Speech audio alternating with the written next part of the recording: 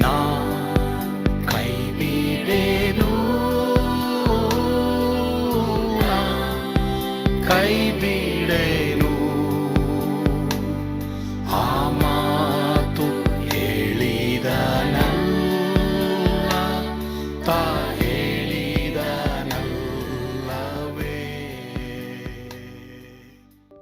ಕರ್ತನ ನಾಮಕ್ಕೆ ಸ್ತೋತ್ರವಾಗಲಿ. ಯೇಸು ಕೈ ಬಿಡನು ಎಂಬ ಚಾನೆಲ್ಗೆ ನಾನು ನಿಮ್ಮನ್ನು ಸ್ವಾಗತಿಸುತ್ತೇನೆ. ಈ ದಿನವೂ ಕೂಡ ಪ್ರಾರ್ಥನೆ ಕುರಿತು ಸಂದೇಶವನ್ನು ಕೇಳಿ ನಾವು ಆಶೀರ್ವಾದ ಹೊಂದೋಣ. ವಚನ ಆಗೋರ ಅಂದ್ರೆ ಸಮಾಧಾನ ಪಡಿಸುವವನು. ಏನಂತ ಎಲ್ರಿ ಏನಂತ? ಸಮಾಧಾನ ಪಡಿಸುವವನು. ಈತನ ಪ್ರಾರ್ಥನೆ, ಈತನ ನೋಡಿ, ಈತನ ಬ್ಯಾಕ್ ಗ್ರೌಂಡ್ ಎಷ್ಟು ಚೆನ್ನಾಗಿದೆ. ಆಮೇಲೆ ಅವರ ಪ್ರಾರ್ಥನೆ ಕುರಿತು ಒಂದು ಸ್ವಲ್ಪ ಮಾತು ನೋಡೋಣ. ಆಗೋರು ಅಂದ್ರೆ ಸಮಾಧಾನ ಪಡಿಸುವವನು. ಲೋಕದಲ್ಲಿ ಯಾವಾಗಲೂ 2 ಜನ ಇದ್ದೇ ಇರ್ತಾರೆ. ಪ್ರಪಂಚದಲ್ಲಿ 2 ಜನ, ನಿನ್ನ ಬೀದಿಗಳಲ್ಲಿ 2 ಜನ, ಮಾತ್ರವಲ್ಲದೆ ಊರಲ್ಲಿ 2 ಜನ, ಹಳ್ಳಿಗಳಲ್ಲಿ 2 ಜನ ಇರ್ತಾರೆ. ಅವ್ರು ಯಾರು ಅಂತ ಹೇಳಿದ್ರೆ ಬಹಳ ಪ್ರಾಮುಖ್ಯವಾದಂಥ ವ್ಯಕ್ತಿಗಳು. ಒಂದು ಕುಟುಂಬನ ಒಡೆಯೋರು ಇರ್ತಾರೆ, ಇನ್ನೊಬ್ರು ಸಮಾಧಾನ ಪಡಿಸೋರು ಇರ್ತಾರೆ.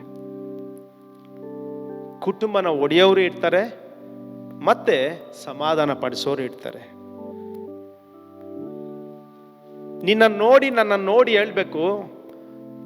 ಕೆಲವರೆಲ್ಲ ಯಾರಾದರೂ ಮನೆಗೆ ಹೋಗಿದ ತಕ್ಷಣ, ಅಪ್ಪ ಓದ್ಲಾ ಆ ತಾಯಿ, ಕಾಲಿಟ್ಲ ಕುಟುಂಬದಲ್ಲಿ, ಇನ್ನಾಯ್ತಾ ಮನೆ 2, ಆ ಅಕ್ಕ ಕಾಲಿಟ್ರೆ ಭಯಂಕರ ಅಪ್ಪ. ಇನ್ನು ನೋಡಿದ್ರೆ ಸಾಕು, ಬರೋಕ್ ಮುಂಚಿತವಾಗಿ ಆಯ್ತು, 2 ಕುಟುಂಬ, ಆ ಕುಟುಂಬ 2 ಡಮಾರ್, 2 ವಿಭಾಗ ಆಗ್ಬಿಟ್ಟಿದ್ರೆ ಅಂತ ಹೆಸರು ಅಣ್ಣ ಹೋಗ್ತಾ ಇದ್ದಾನೆ ಆ ಮನೆಯಲ್ಲಿ, ಈ ಅಣ್ಣ ಕಾಲಿಟ್ರೆ, ಬಾಯಿ ಬಿಟ್ರೆ ಏನಂತ ಹೇಳಿದ, ಬಾಯಿ ಇಟ್ಟ ಕುಟುಂಬ ಕೆಟ್ಟಿತು. ಈ ತರ ಹೆಸರು ನಮ್ಗಿರ್ಬಾರ್ದು. ನೀನ್ ಸಭೆಯಲ್ಲಿ ಇರ್ಬೇಕಾದ, ಸಭೆಯಲ್ಲಿ ಸಮಾಧಾನ ಪಡಿಸೋರಾಗಿರ್ಬೇಕು. Alleluia, alleluia. ನೀನ್ ಯಾವ್ದಾದ್ರು ಕುಟುಂಬಕ್ಕೆ ಕಾಲಿಟ್ರೆ ಆ ಕುಟುಂಬ, ಆ ವ್ಯಕ್ತಿಗಳೇನು ಹೇಳ್ಬೇಕು ಗೊತ್ತಾ? ಅನ್ಯರೇ ಆಗಿರ್ಲಿ, ವಿಶ್ವಾಸಿಗಳೇ ಆಗಿರ್ಲಿ, ನನ್ನ ಕುಟುಂಬದಲ್ಲಿ ಅಣ್ಣ ತಮ್ಮಂದಿರು ಮಾತಾಡಿ ಎಷ್ಟು ದಿವಸ ಆಯ್ತಪ್ಪ, ಅಪ್ಪ ಅಮ್ಮ ಮಾತಾಡಿ ಎಷ್ಟು ದಿವಸ ಆಯ್ತು, ಆ ಬ್ರದರ್ ಬಂದು ಕಾಲಿಟ್ರು ನೋಡಪ್ಪ, ಆ ಅಕ್ಕ ಬಂದು ಕಾಲಿಟ್ರು ನೋಡಪ್ಪ, ನಮ್ಮ ಕುಟುಂಬ ಎಲ್ಲ ಒಂದಾಗ್ಬಿಡ್ತು. ಆ ರೀತಿ ಹೆಸರು ಪಡಿತೀವಾ? ಒಂದೊಂದ್ಸಲ ಏನಂತಾರೆ ಗೊತ್ತಾ ವಿಷಯ, ಅವಳು ಬರಲಿ, ಅವಳು ಬಂದ್ರೆ ಸ್ವಾಮಿ ಕೆಲವರೆಲ್ಲ ಬರ್ತಾ ಇದ್ರು ಲಾಕ್ ಮಾಡ್ಕೊಂಡ್ಬಿಡ್ತಾರೆ. ಬೇಡ, ಸಮಾಧಾನ ಪಡಿಸೋರಲ್ಲ, ನಾವು ಸಮಾಧಾನ ಪಡಿಸೋರಾಗಿರ್ಬೇಕು. ಹಲ್ಲೆಲೂಯಾ. ಆಗೋರ ಅಂತ ಹೇಳಿದ್ರೆ ಸಮಾಧಾನ ಪಡಿಸೋನು, ಸಭೆಯಲ್ಲಿ ಸಮಾಧಾನ ಪಡಿಸೋನು, ಮಾತ್ರ ಅಲ್ಲ ಆಚೆಗಡೆ ಸಮಾಧಾನ ಪಡಿಸೋನು, ಕುಟುಂಬಗಳನ್ನ ಸಮಾಧಾನ ಪಡಿಸೋನು, ಒಡೆಯುವಂಥವ್ರಲ್ಲ. ಆ ರೀತಿ ಪ್ರಾರ್ಥನೆ ಆಗೋರೊಂದು. ಹಲ್ಲೆಲೂಯಾ. ಅಂತ ವ್ಯಕ್ತಿ ಆಗಿರ್ತಾನೆ ಪ್ರೇರೆ. ಈ ಆಗೋರ ಅಂತ ಹೇಳಿದ್ರೆ ಅದಕ್ಕೆ ಸಂಬಂಧಪಟ್ಟವನು. ಯಾವಾಗಲೂ ಅಷ್ಟೇ ನಾವು ಸಮಾಧಾನ ಪಡಿಸುವಂಥ ವ್ಯಕ್ತಿಗಳಾಗಿರ್ಬೇಕು. ನಮ್ಮ ಜೀವನದಲ್ಲಿ ಆ ರೀತಿಯಾದಂಥ ಒಂದು ಬದುಕು ನಾವು ಇರಬೇಕು ಪ್ರೇರೆ. ಇಲ್ಲ ಅಂತ ಹೇಳಿದ್ರೆ ನಮ್ಮ ಬದುಕು ಅರ್ಥವಿಲ್ದಿರೋಂಥ ಬದುಕಾಗಿರ್ತದೆ. ನನ್ನನ್ನು ನೋಡಿ ಅವ್ರು ಹೇಳ್ತಾ ಇರಬೇಕು, ಈ ಅಕ್ಕ ನಮ್ಮ ಮನೆಗೆ ಬರಬೇಕು, ಇವ್ರು ಪ್ರಾರ್ಥನೆ ಮಾಡಬೇಕು, ಇವ್ರು ಬಂದರೆ ಚೆನ್ನಾಗಿರ್ತದೆ ಅಂತ ಹೇಳಿ ನಿನ್ನ ಆಹ್ವಾನ ಮಾಡಬೇಕು, ನಿನ್ನ ಕರಿಬೇಕು. ಸಭೆಯಲ್ಲಿ ಇವ್ರು ಇಂಥವ್ರು ಇರಬೇಕಪ್ಪ, ನಮ್ಮ ಸಭೆಯಲ್ಲಿ ಅಂಥ ವ್ಯಕ್ತಿಗಳು ಆಗೋರ್ನಾಗೆ ಸಮಾಧಾನ ಪಡಿಸೋರು, ಕುಟುಂಬಗಳನ್ನ ಸಮಾಧಾನ ಪಡಿಸೋರು, ಊರುಗಳನ್ನ ಸಮಾಧಾನ ಪಡಿಸೋರು, ಅಂಥ ವ್ಯಕ್ತಿಗಳು ನಮ್ಮ ಸಭೆಯಲ್ಲಿ ಎದ್ದೋಳ್ಳಿ ಎಂಬುದಾಗಿ ನಾನು ಆಸೆ ಪಡ್ತೇನೆ. Hallelujah, hallelujah, hallelujah. ಕುಟುಂಬಗಳನ್ನ ಒಂದು ಮಾಡುವಂಥವ್ರು ನಾವಿರ್ಬೇಕು. ಇವರು ಆಗೋರ ಮತ್ತೆ ಯಾಕೆ ಅನ್ನೋರ ಒಂದು ಚರಿತ್ರೆ. ಇವರು ಒಂದು ಭಕ್ತಿ ಉಳ್ಳವರು, ಎರಡನೇದಾಗಿ ಸಮಾಧಾನ ಪಡಿಸುವಂಥ ವ್ಯಕ್ತಿಗಳು. ಇವರು ಇಂಥ ವ್ಯಕ್ತಿ ಆದ್ರೂ ಆಗೋರನ ದೈವೋಕ್ತಿಗಳಲ್ಲಿ ಒಂದು ಮಾತು ಹೇಳ್ತಾ ಇದ್ದಾನೆ. ಆಗೋರನ ದೈವೋಕ್ತಿಗಳಲ್ಲಿ ಏನಂತ, ಜ್ಞಾನೋಕ್ತಿ 30ನೇ ಅಧ್ಯಾಯ 7ನೇ ವಚನದಲ್ಲಿ 8ನೇ ವಚನದಲ್ಲಿ ಹೇಳ್ತಾ ಇದ್ದಾರೆ, ದೇವರೇ ನನ್ನಿಂದ, ಓದ್ರಿ, ನನ್ನಿಂದ ಕಪಟವನ್ನು ಸುಳ್ಳು ಮಾತನ್ನು ತೊಲಗಿಸು, ಬಡತನವಾಗಲಿ ಐಶ್ವರ್ಯವನ್ನಾಗಲಿ ಕೊಡದೆ ನನಗೆ ತಕ್ಕಷ್ಟು ಆಹಾರವನ್ನು ಭೋಜನ ಮಾಡಿಸು. ಹಾಗಾಗದೆ ಹೊಟ್ಟೆ ತುಂಬಿದವನಾದರೆ ಯೆಹೋವನು ಯಾರೋ ಎಂದು ನಿನ್ನನ್ನು ತಿರಸ್ಕರಿಸೇನು. ಬಡವನಾದರೆ ಕಳ್ಳತನ ಮಾಡಿ ನನ್ನ ದೇವರಾದ ನಿನ್ನ ಹೆಸರನ್ನು ಅಯೋಗ್ಯವಾಗಿ ಎತ್ತೇನು. Hallelujah, amen, hallelujah. ಇದು ಒಂದು ಆಗೋರನ್ನ ಪ್ರಾರ್ಥನೆ. ನಮ್ಮ ಎಲ್ಲ ಪ್ರಾರ್ಥನೆಗಳಲ್ಲಿ ಒಂದು ಮಾತ್ರ ಕಲ್ತ್ಕೊಳ್ಬೇಕು. ನೀನೇನೇ ಪ್ರಾರ್ಥನೆ ಮಾಡಿದ್ರು ಅಮ್ಮ, ಇರುವಂಥ ದೇವ ಮಕ್ಕಳೇ, ನೀವು ಪ್ರಾರ್ಥನೆ ಮಾಡಬೇಕಾದ್ರೆ ಆ ಪ್ರಾರ್ಥನೆಯಲ್ಲಿ ನಿನ್ನನ್ನು ತಿದ್ದುಪಡಿಸ್ಕೊಳ್ಳುವಂಥ ಪ್ರಾರ್ಥನೆ ಒಂದು ಪ್ರಾರ್ಥನೆ ಆಗಿರಬೇಕು. ದೇವರೇ, ನಾನು ಈ ರೀತಿ ಇದ್ದೀನಿ, ನನ್ನ ಈ ರೀತಿ ಸರಿಪಡಿಸು. ದೇವ್ರೆ, ನನ್ನಲ್ಲಿ ಇಂಥ ಕಪಟತನ ಇದೆ, ನನ್ನಲ್ಲಿ ಕಪಟನ ತೆಗೆದಾಕು. ನಿನ್ನನ್ನು ತಿದ್ದುಪಡಿಸ್ಕೊಳ್ಳುವಂಥ ಒಂದು ಗುಣ ನಿನಗಿರಬೇಕು. ಹಲ್ಲೆಲೂಯಾ. ನಿನ್ನನ್ನು ನೀನು ಸರಿಪಡಿಸ್ಕೊಂತ ಒಂದು ಪ್ರಾರ್ಥನೆ ನಿನಗಿರಬೇಕು. ದೇವರೇ, ನಾನು ಎಲ್ಲಾದ್ರಲ್ಲೂ ಚೆನ್ನಾಗಿದ್ದೀನಿ, ವರ್ಷ ಪೂರ್ತಿ ಎಷ್ಟೋ ವರ್ಷಗಳ ಸಭೆಗೆ ಬರ್ತಾ ಇದ್ದೀನಿ, ಎಷ್ಟೋ ವರ್ಷಗಳ ದೀಕ್ಷೆ ನಾನು ತೆಗೆದುಕೊಂಡಿದ್ದೀನಿ, ನಾನು ಹಿಂಗಿರಬೇಕು. ಅಲ್ಲ ಪ್ರಿಯರೇ, ಇಲ್ಲಿ ಆಗೋರನ್ನ ಪ್ರಾರ್ಥನೆಯಲ್ಲಿ ಒಂದು ಪರೀಕ್ಷೆ ಇದೆ. ಏನು ಗೊತ್ತಾ? ದೇವರೇ, ನನ್ನಲ್ಲಿ ಕಪಟತನ ಇರಬಾರ್ದು, ನಾನು ಸುಳ್ಳು ಹೇಳ್ಬಾರ್ದು. ಈ ಪ್ರಾರ್ಥನೆ ಪ್ರತಿಯೊಂದು ವಿಶ್ವಾಸಿಗಳಿಗೂ ಇರಬೇಕು. ನೀವು ಈ ವಾಕ್ಯವನ್ನು ಕೇಳಿದಿರ ಪ್ರಾರ್ಥನೆ ಕುರಿತು. ಕರ್ತನು ನಿಮ್ಮನ್ನು ಆಶೀರ್ವಾದ ಮಾಡಲಿ. ನಿಮ್ಮಲ್ಲೂ ನಿಮ್ಮ ಮನೆಗಳಲ್ಲಿ ಪ್ರಾರ್ಥನೆಯ ಬೆಂಕಿ ಉರಿತಾ ಇರಲಿ. ಈಗ ನಾವು ಕಣ್ಣುಗಳು ಮುಚ್ಚಿ ಪ್ರಾರ್ಥಿಸೋಣವೇ? ನಮ್ಮನ್ನು ಬಹಳವಾಗಿ ಪ್ರೀತಿ ಮಾಡುವಂಥ ನಮ್ಮ ಪರಲೋಕದ ತಂದೆಯೇ, ನಿಮ್ಮ ನಾಮಕ್ಕೆ ನಾವು ಸ್ತೋತ್ರ ಸಲ್ಲಿಸ್ತೇವಪ್ಪ. ಯಾರು ಈ ವಾಕ್ಯವನ್ನು ಕೇಳಿದ್ರೋ ಅವರ ಕುಟುಂಬಗಳಲ್ಲಿ, ಅವರ ಮನೆಯಲ್ಲಿ ವೈಯಕ್ತಿಕವಾಗಿ ಪ್ರಾರ್ಥನೆ ಕಡಿಮೆ ಆಗಿದ್ರೆ ಪ್ರಾರ್ಥನೆಯ ಕಿಚ್ಚು ಅವರಲ್ಲಿ ಹೊತ್ತಿ ಉರಿಯಲಿ ಎಂಬುದನ್ನು ನಾನು ಪ್ರಾರ್ಥಿಸ್ತೇನೆ. ಕ್ರಿಸ್ತನ ಪ್ರಾರ್ಥನೆ ನಿನಗಾಗಿ ಎದ್ದು ಪ್ರಕಾಶಿಸುವಂಥ ಮನೆಗಳಾಗಿ, ವ್ಯಕ್ತಿಗಳಾಗಿ ನೀನು ಮಾರ್ಪಡಿಸಬೇಕಾಗಿ ನಾನು ಬೇಡಿಕೊಳ್ತೇನೆ. ಪ್ರಾರ್ಥನೆ ಆತ್ಮ ಅವರ ಮೇಲೆ ಸುರಿಸಪ್ಪ. ಯೇಸುವಿನ ಹೆಸರಲ್ಲಿ ಬೇಡುತ್ತೇವೆ ತಂದೆ, ಆಮೆನ್. ಯೇಸು ನಿಮ್ಮನ್ನು ಕೈ ಬಿಡನು, ಅದನ್ನು ಮರೆಯಬೇಡಿ.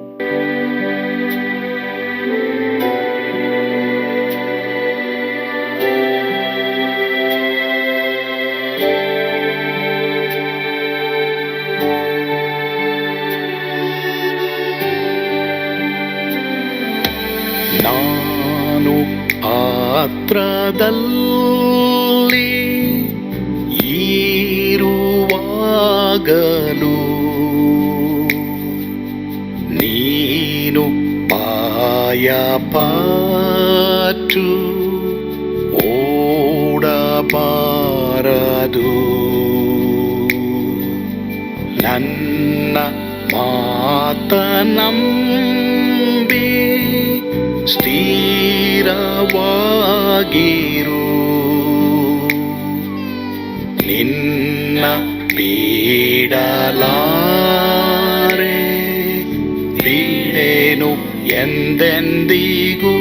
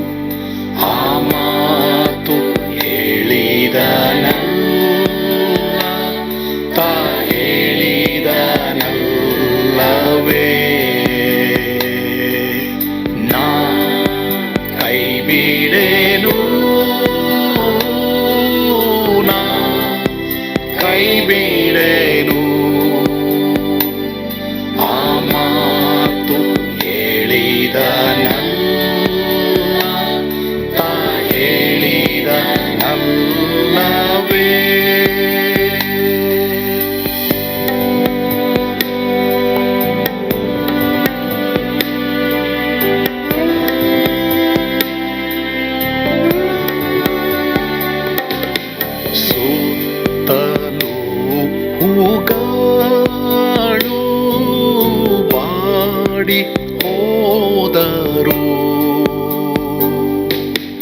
ಮೇಲೆ ಸ್ವರ್ಗದೋಳು ಬಾದಲಾಗದು.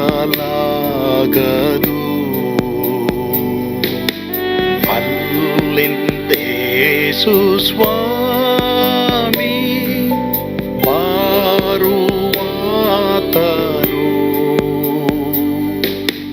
ನನ್ನ ಬಿಡಲಾರ,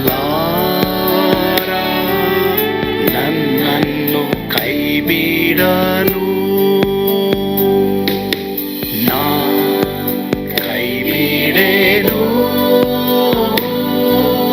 ನಾ ಕೈ ಬಿಡೆನು.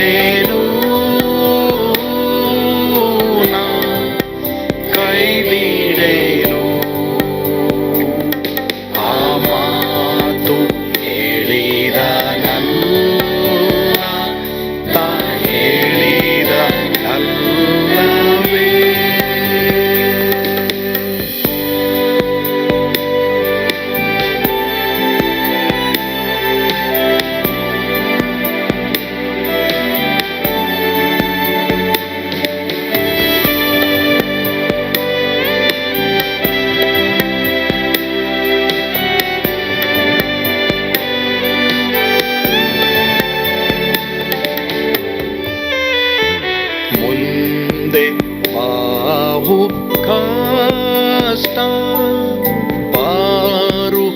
ಬಾರುತ್ತಿದ್ದರು ಬಾಯ ಪಾಡಲಾರೆ ಸ್ವಾಮಿ ಇದ್ದಾನೆ ಬಾಲವಾಗಿ ನಿಂತು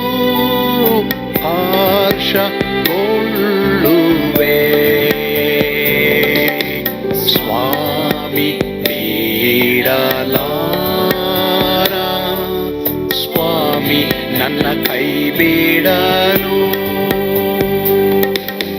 ನಾ ಕೈ ಬಿಡೇನು ನಾ ಕೈ ಬಿಡೇನು ಆ